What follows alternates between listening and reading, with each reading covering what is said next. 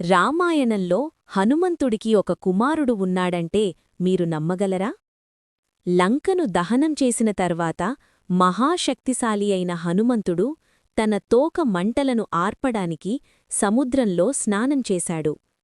ఆ సమయంలో ఆయన శరీరం నుంచి పడిన ఒక చిన్న చెమట చుక్క అద్భుతమైన దైవశక్తితో సముద్రంలో కలిసింది.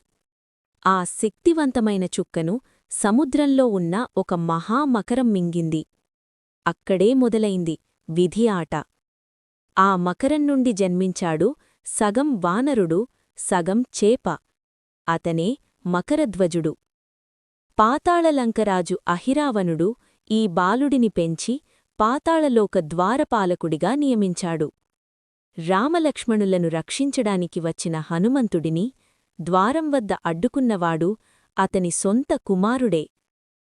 తన పుట్టుక రహస్యం తెలిసిన క్షణం మకరధ్వజుడు తండ్రికి నమస్కరించాడు. కుమారుడి శక్తిని చూసి హనుమంతుడు గర్వించాడు. ఇలాంటి పురాణ కథలు కావాలంటే లైక్, షేర్, సబ్స్క్రైబ్.